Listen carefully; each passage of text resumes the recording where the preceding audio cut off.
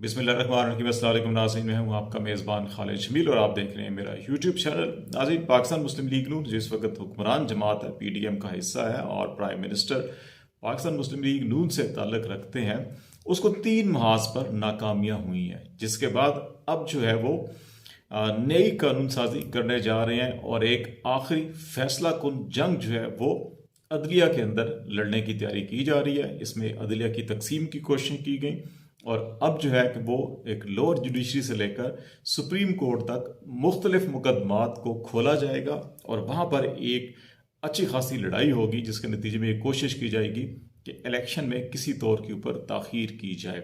देखिए, दूसरी तरफ चीफ जस्टिस ऑफ पाकिस्तान जो है वो भी मुतहरिक हुए हैं और उन्होंने अदलिया के अंदर तकसीम की जो कोशिशें की जा रही थी उनको नाकाम बनाने के लिए एक मौसर हिकमत अमली बनाई है, जिस मौसर हिकमत अमली के तहत वो मुख्तलिफ मौसर जज साहबान से मुलाकातें भी की। उन्होंने ओपन कोर्ट के अंदर इसका इजहार भी किया और ये मुलाकातों का सिलसिला मजीद जारी है और अगले हफ्ते का जो रोस्टर जारी किया गया सुप्रीम कोर्ट ऑफ पाकिस्तान का, उसमें जो बेंचों की तश्कील है उसके अंदर भी ये नज़र आ रहा है कि अदालत के अंदर भी अफाम तफहीम पैदा करने की कोशिश की जा रही है। ये क्या डेवलपमेंट है वो आपसे शेयर करेंगे। और फिर इस वक्त जो हमने कहा कि पाकिस्तान मुस्लिम लीग नून को मुख्तलिफ सतह 3 मुख्तलिफ सतह के ऊपर नाकामी हुई है। एक ये अवामी सतह के ऊपर बयानियाँ बनाने में जो इमरान खान ने बनाया, उसको काउंटर नैरेटिव तैयार करने में उनको मुकम्मल तौर के ऊपर नाकामी हुई। अवाम ने उनके बयानियों को तस्लीम नहीं किया। यही वजह है कि जो जर्नलिस्ट थे फहद हुसैन, जो वज़ीर आज़म के मामले खसूसी के तौर के ऊपर भी उन्होंने ज्वाइन किया और उस नैरेटिव को वो लीड कर रहे थे, वो भी अब इस्तीफ़ा दे के वापस सहाफ़त के शोबे में आ चुके हैं।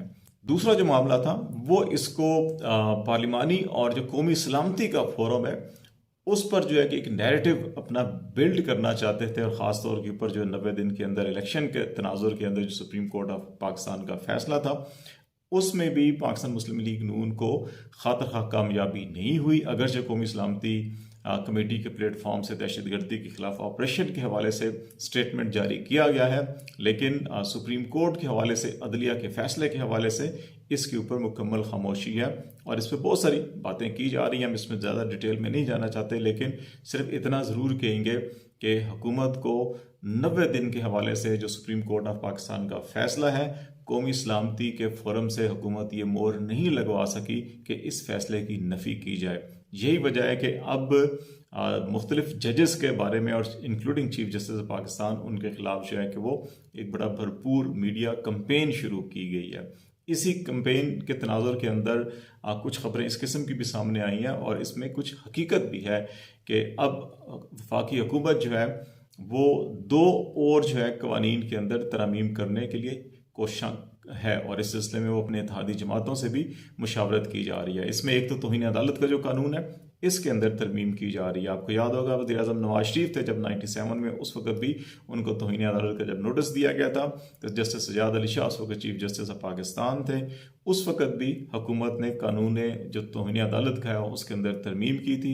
सुप्रीम कोर्ट ने उसको स्ट्राइक डाउन किया था और फिर सुप्रीम कोर्ट के ऊपर हमला और जस्टिस सजाद अली शाह के खिलाफ साजिश और जूनियर जजों से उनके खिलाफ फैसला लेके उनको छुट्टी करवाई गई थी। तो वो दोबारा जो है रिपीट करने की कोशिश की जा रही है और इसके साथ साथ जो भी सुप्रीम जुडिशल काउंसिल की कार्रवाई है उसको पार्लियामेंट में उसकी रिपोर्ट पेश की जाए। ये भी एक अदालती जो आज़ादी खुद मुख्तारी है या अदलिया के अंदर जो अकाउंटेबिलिटी है उसके ऊपर मुख्तलिफ जो कॉन्स्टिट्यूशनल एक्सपर्ट्स हैं ये उसमें मुदाखलत करार दे रहे हैं। तो ये बड़ी 2 अहम तरमीम जो है कि इस वक्त ऑन कार्ड है, लेकिन देखते हैं कि इसमें करने में कामयाब होंगे या नहीं होंगे।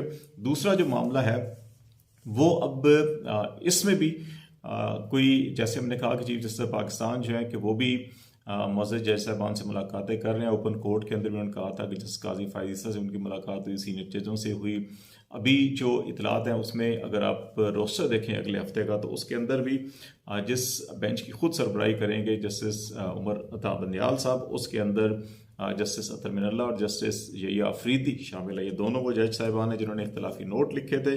इसी तरह जिस बेंच की सरबराही काजी फायज ईसा साहब करेंगे उसके अंदर मोहम्मद अली मज़र को शामिल किया गया है। इसी तरह से जस्टिस मंसूर अली शाह की सरबराही में जो बेंच कायम है उसमें जस्टिस आयशा मलिक को शामिल किया गया है और जस्टिस अतर मिनल्ला जो हैं वो जस्टिस मुनीब अख्तर और जस्टिस मुज़ाहिर नकवी के साथ एक और बेंच में भी शामिल होंगे। इसी तरह एक और बेंच जो है वो जस्टिस जमाल मंदोखेल और जस्टिस हसन रिजवी पर मुश्तमिल है। तो ये जो कंपोजिशन है बेंचेस की, इसमें भी दिखाई ये दे रहा है कि ये मिक्स बेंचेस हैं और इसमें उस तरह से डिवीजन नहीं दिखाई गई है। अब जो असल मामला है वो सारा का सारा मामला ये है कि नून लीग जो है कि वो उसकी जो लबो लहजा है जिसमें वो दिखाई दे रहा है कि उनकी बात कोई बनी नहीं है।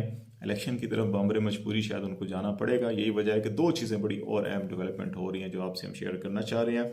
एक तो ये कि नून लीग का लबो लहजा जो है धमकियों पर उतरा है। एहसन इकबाल साहब जो खुद ये माजी में कहते रहे हैं कि जी कि पंजाब और केपी की असम्बली अगर आप तोड़ दें तो दूसरे दिन जो है कि वो वफाकी हुकूमत जो है कि वफाक की और दूसरे सूबों के अंदर भी असम्बलियाँ तोड़ के इलेक्शन करवा दिए जाएंगे। लेकिन अब वो ये क्या कह रहे हैं, वो ये कह रहे हैं कि इमरान खान ने पंजाब की और केपी की असम्बलियाँ तोड़ के बड़ी साजिश की है, वफाक को कमज़ोर करने की साजिश की है। अगर पंजाब में पहले इलेक्शन हो गया तो वफाक कमज़ोर हो जाएगा और ये बिल्कुल वैसे ही होगा कि पंजाब की बालादस्ती कायम हो जाएगी जैसे मगरबी पाकिस्तान की 1970-71 के अंदर बालादस्ती कायम हो गई थी और मशरकी पाकिस्तान का सानिया पेश आया था। तो अब ये लबो लहजा कि पंजाब की बालादस्ती की वो बात करना शुरू कर चुके हैं कि पहले जब पंजाब की तकसीम की बात होती थी कि पंजाब सबसे बड़ा सूबा है, ये डोमिनेट करता है दूसरे सूबों के ऊपर आबादी और कौमी असम्बली की नशिस्तों के एतबार से और नताइज पर असरअंदाज होता है, तो उस वक्त यही जमात इसकी मुखालफत करती थी। आज वही जमात जो है कि पंजाब की बालादस्ती और इसको मगरबी पाकिस्तान और मशरकी पाकिस्तान के साथ जोड़ा जा रहा है।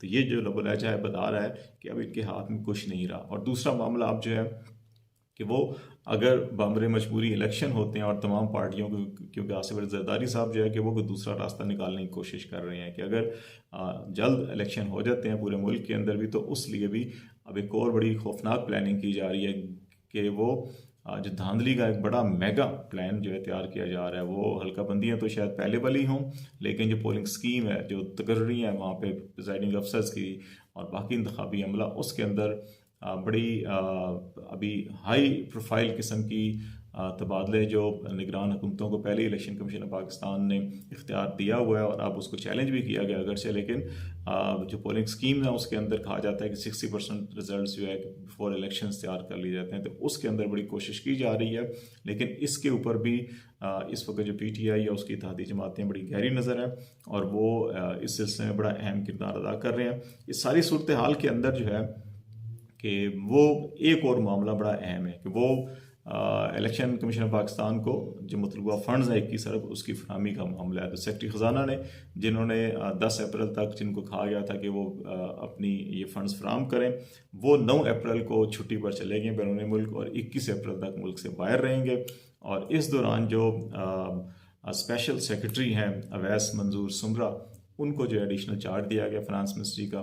ये वो तरीक़ाकार है कि अगर फ़ंड फराहम नहीं भी किए जाते या नहीं हो सकते तो फिर ये कहा जाए जी कि सेक्रेटरी साहब तो चले गए, मुझे अभी एक दिन पहले चार्ज मिला और मुझे मज़ीद कुछ टाइम दे दें, मैं ये करता हूँ ये वो करता हूँ। तो ये डिलेइंग टैक्टिस है। अब देखते हैं कि सूरत हाल किस तरफ डेवलप होती है।